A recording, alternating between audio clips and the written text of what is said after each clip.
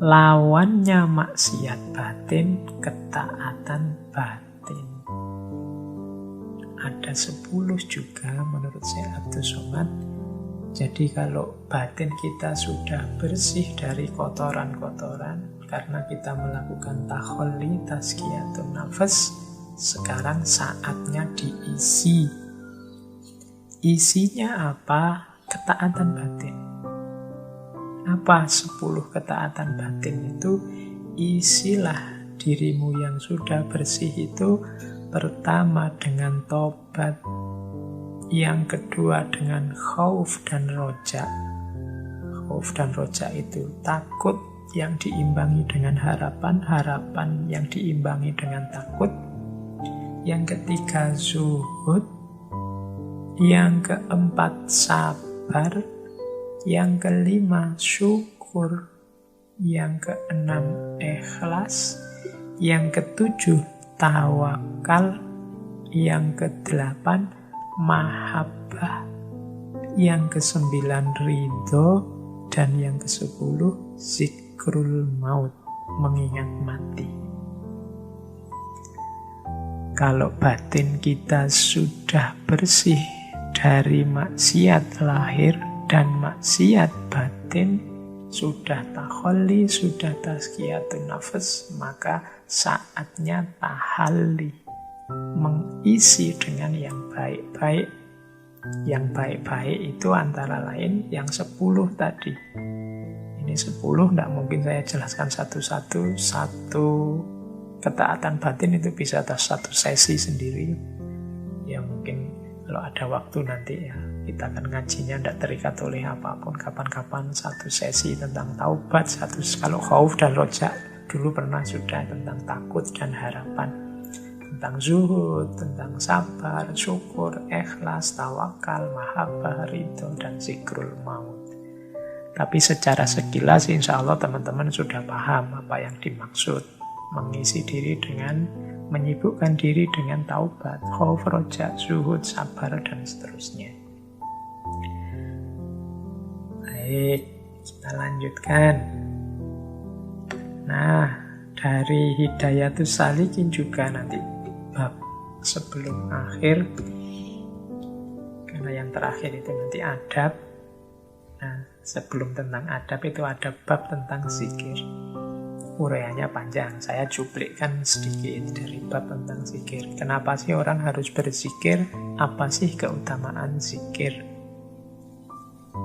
Yang pertama, zikir itu membuat kita terpelihara dari api neraka, itu pasti. Orang yang sibuk zikir, dirinya penuh dengan Allah. Kalau penuh dengan Allah, itu otomatis dirimu terjaga. Sukar membayangkan batinmu atau mulutmu berzikir, sementara anggota tubuhmu yang lain melakukan hal-hal yang dilarang oleh Allah. Ya kan?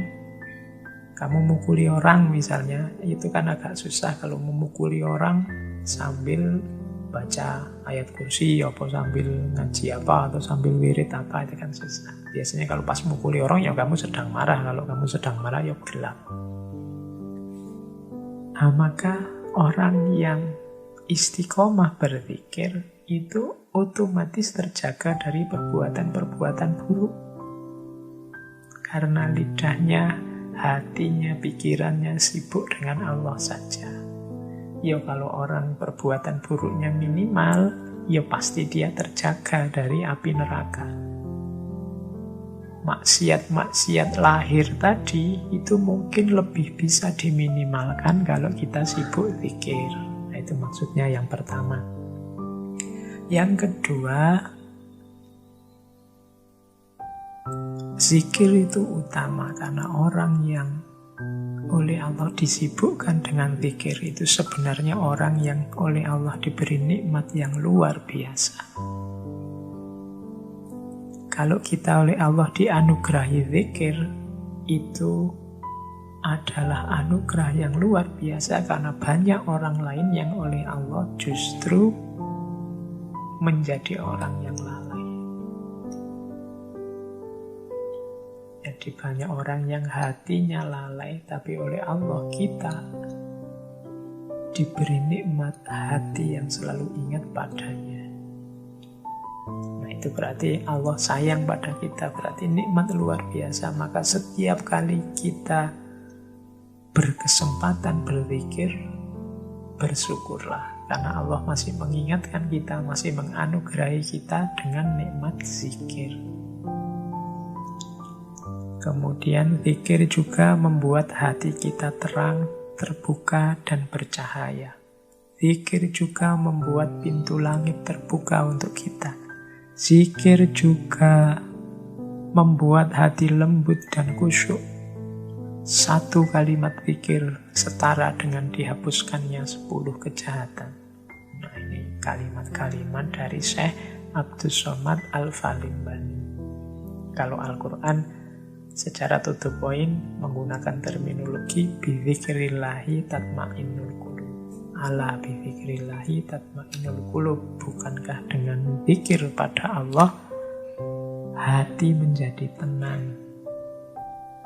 Kalau hari ini kita mungkin sering galau, sering gelisah, sering sumpek, apalagi banyak sekali masalah ekonomi, masalah corona, masalah macam-macam bertumpuk-tumpuk. Sehingga kita rasanya tiap hari gelisah, tidak bisa tidur, tidak tenang. Sebenarnya solusinya adalah zikir. Untuk apa? Tatmainnul qulub. Tatmainnul qulub itu batin yang tenang, batin yang puas, batin yang tidak lagi bergejolak. Itu diantara jalannya adalah zikir.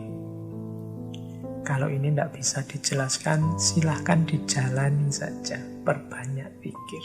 Insya Allah nanti batin kita akan terbantu menjadi mutmainnah. Ala bi dzikrillahi tatmainnul qulub.